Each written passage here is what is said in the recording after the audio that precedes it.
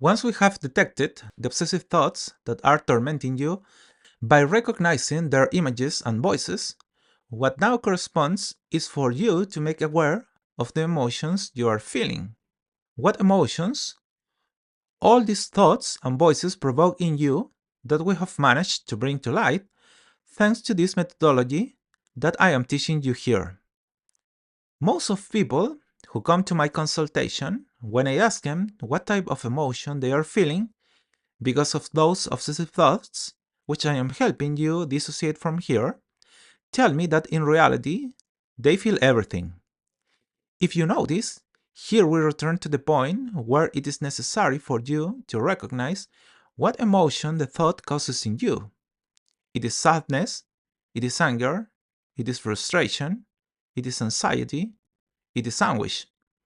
Recognizing this is what allows us to become aware of what thought does to us on an emotional level. So, just as we did with the previous methodology, what we are going to do here is fill each of the boxes with the emotion that is causing us that obsessive thought that we cannot get rid of. And on that basis, we have to identify what causes that emotion in us. For example, if we feel sad, it could be that you stop experiencing the desire to do things that are important to you in life. Do you notice why it is so relevant to identify what the emotion does to you? Because thanks to this, you can see everything that happens to you in slow motion again. Let me show you what you could tell yourself because of an emotion. I stop believing that I have a chance to advance in life. I limited myself. I stop. Look, because of an emotion. Here I am only giving examples because the idea is that you do your self-awareness process. That is precisely why the first box wants you to define what causes you the emotion, since this way you can go to the next level or box in which you are going to write what it is that you no longer want to do because of the emotion you are feeling. For example, if you stop experiencing the desire to do things that are important to you, the question you have to ask yourself is what is taking away your emotion. If you look, first of all, the emotion generates an effect on you and then it causes a void in you, like a virus, which infects you with something and then begins to feed on your soul. In the case of sadness, and continuing with this example, you will realize that the emotion is causing you to no longer want to paint or work again or go out with your friends again. And based on that, you are going to fill out the following table. Why do you no longer want to do what used to make you happy? One answer could be because I am afraid they're going to hurt me again. With this, you can now establish a fairly certain conclusion about what causes you to fall into this emotional loop. Obsessive thoughts, since if you look closely, it is very possible that what causes the thought is that every time you want to give yourself a chance to be happy again, you remember the fact that in the past someone hurt you.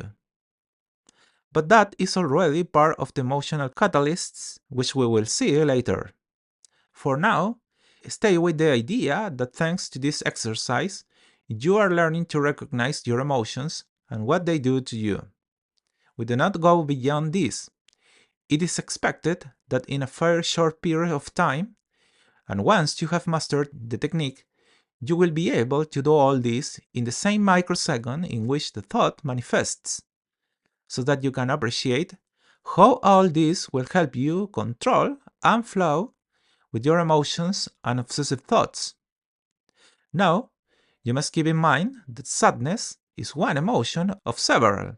Let's see another emotion, such as anguish.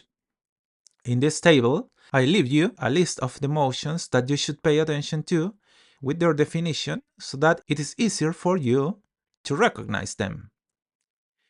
In the case of anguish, this is an emotion that occurs when you fear the past. You feel afraid that some event from your past is going to manifest in your present, without you being able to do anything to avoid it. So, if what is causing your obsessive thinking has to do with fear that something that hurt you will happen again, or that someone who was toxic to you will come into your life, well, you already know that you are dealing with a process of anguish. The point is that you can observe that you could have sadness, but also anguish. And just like we did with the other stages in this frame, what you must define here is which emotion is most relevant to you.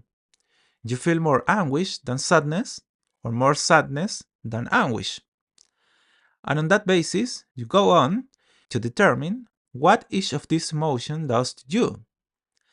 Thanks to this exercise, you can now see more clearly what is really affecting you and what effects all this has on you. If you recognize the emotion, it will be easier for you to learn to control it, because if you pay attention, knowing that it is the past what you fear, you are going to develop your own psychic antidotes so that you can control everything that is making you suffer at this moment in your life.